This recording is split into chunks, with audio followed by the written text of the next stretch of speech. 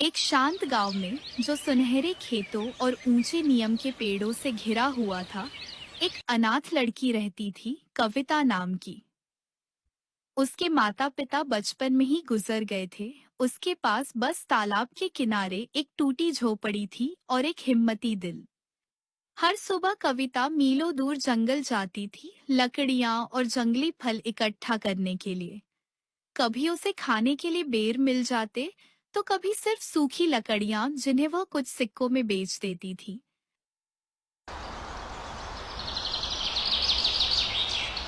अगली सुबह जब वह पेड़ के नीचे लकड़ियां बटोर रही थी, उसने देखा एक बूढ़ा साधु उसकी ओर आ रहा था। वह मुस्कुराकर बोला, बेटी, तुम अकेली सुबह सुबह इधर क्या कर रही हो?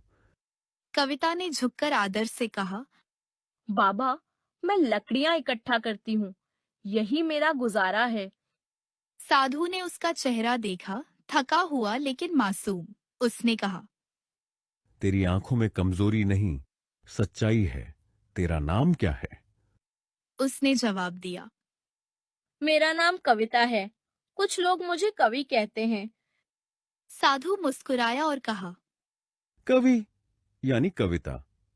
बेटी, तेरी जिंदगी भी एक कविता बन सकती है अगर तू उसे मेहनत और सब्र से लिखे, खेती करना सीख ले। कविता ने गहरी सांस ली और कहा, बाबा, मेरे पास न जमीन है न परिवार। मैं खेती कहाँ करूँ? साधु बोला, फसल जमीन से नहीं, मेहनत से उगती है। बंजर मिट्टी भी विश्वास से हरी हो जाती है।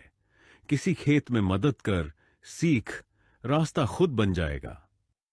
और वो वापस घर चली गई। उस शाम कविता ने बहुत देर तक सोचा।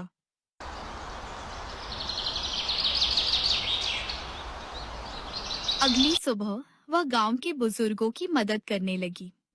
पानी लाती, खेतों की सफाई करने में मदद करती, लेकिन उसने कभी शिकायत नहीं की और सबने उसकी ईमानदारी को महसूस किया। एक दिन एक नेक किसान हरीराम ने उसे बुलाया और कहा, कवि, तूने सबकी मदद की लेकिन कभी कुछ मांगा नहीं। मेरे पास एक खाली खेत है, अगर चाहे तो वहां कुछ उगा ले। कविता की आंखें चमक उठी। सच? आप मुझे अनुमति देंगे? हाँ, मगर याद रख, जमीन उसी की होती है जो उसका आदर करे। ये पहली बार था जब किसी ने उस पर भरोसा किया। लेकिन जब वह खेत पहुंची, उसे एहसास हुआ उसके पास बीज ही नहीं है। वह घर घर गई, लोगों से एक मुट्ठी चावल मांगे, लेकिन सब हंस पड़े। तू अनाथ लड़की, तू खेती करेगी? जा, सपने देख कहीं और। रात को जब वह जलती लालटेन के पास भूखी और चुप बैठी, उसके पास बस एक टोकरी भूसे की थी। आंखों में आंसू लिए उसने धीरे से कहा, काश यह भूसा अनाज बन जाए।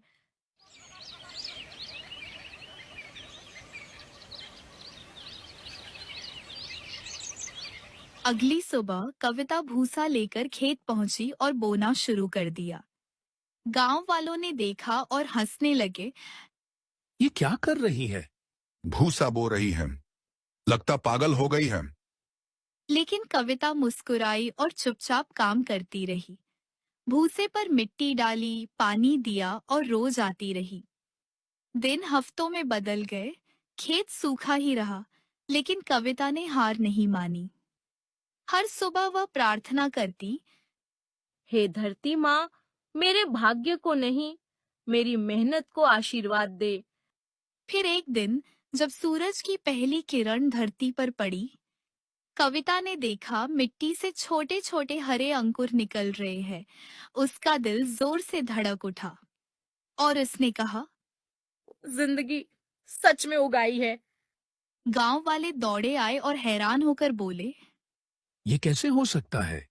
भूसे से फसल? शायद ये चमत्कार है। एक बूढ़े ने कहा।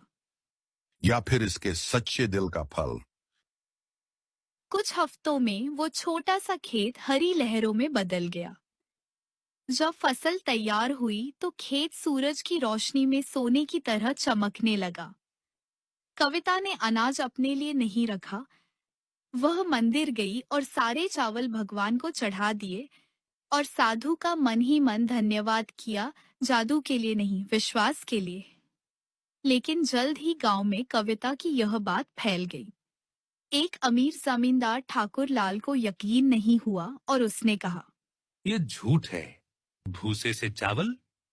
जरूर कोई चाल है। अगर ये सच है तो अगले मौसम में फिर साबित करे।